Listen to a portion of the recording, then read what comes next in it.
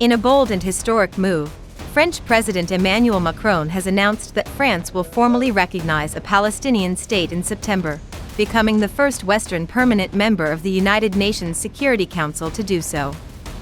The decision has sent shockwaves through diplomatic circles from the Middle East to Washington, reviving old tensions and reshaping the conversation around the Israeli-Palestinian conflict. The recognition didn't come out of nowhere. In April 2025, during a visit to Al-Arish, the Egyptian border town near Gaza, Macron witnessed firsthand the deepening humanitarian crisis caused by Israel's months-long military campaign. French officials say that moment deeply impacted the president, leading to an internal consensus that Paris could no longer remain on the sidelines. Back in Paris, the humanitarian images flooding French media triggered widespread public outcry. With both Europe's largest Muslim and Jewish communities, Macron faced an increasingly untenable domestic situation, polarized, emotional, and politically risky.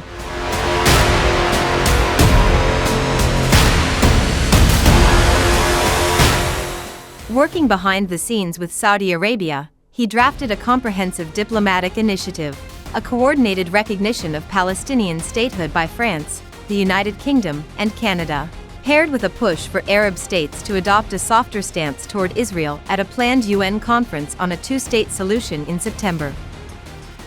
But in weeks of intense diplomatic back and forth, the plan unraveled. 3 Western diplomats told reporters that London and Ottawa declined to sign on. The UK feared a rupture with Washington, while Canada mirrored the US stance, wary of domestic political fallout. Left standing alone, Macron made a calculated decision to press ahead regardless.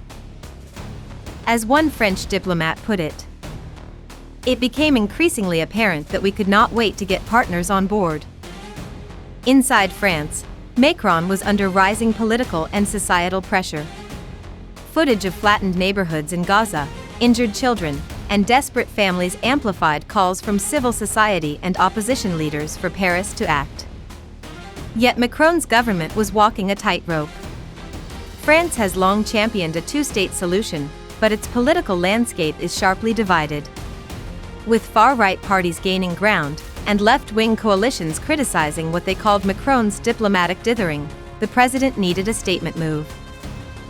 Recognition, Macron calculated, would resonate beyond partisan lines. It would reassert French independence in global diplomacy and answer calls for humanitarian leadership.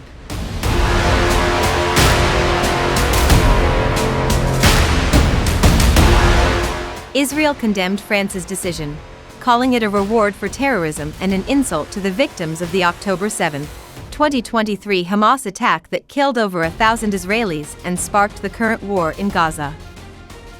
The United States, Israel's closest ally, echoed the criticism, warning that unilateral moves like this would undermine ongoing efforts for peace. Even former President Donald Trump, a vocal supporter of Israel, weighed in.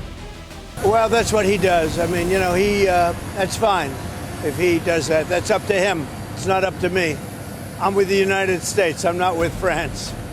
And the humanitarian situation in Gaza, we hear very dire warnings about. I think it's terrible what happened with Hamas. They tapped everybody along, and we'll see what happens. We'll see what response Israel has to that. But it's getting to be that time. France's decision doesn't carry any weight, he said, before adding, almost dismissively, Macron's a good guy. Bite. Behind closed doors, Macron had spoken at length with both Trump and Israeli Prime Minister Benjamin Netanyahu ahead of the announcement, seeking to soften the blow, but the divergence in policy was clear. With this move, France breaks from the Western consensus and attempts to reclaim its historic role as a mediator in the Middle East. Macron insists that recognizing Palestine is not about rewarding Hamas, but about reviving the two-state vision and giving diplomacy new momentum at a time when trust is at its lowest. French officials say the September UN conference will be critical. France hopes to persuade more nations, particularly from Europe and the Global South, to join its position and pressure both Israelis and Palestinians back to the table. Whether Macron's gamble leads to renewed peace talks or diplomatic isolation remains to be seen. But with his recognition of Palestine, the French president has drawn a sharp new line, one that may reshape Europe's role in one of the world's most intractable conflicts.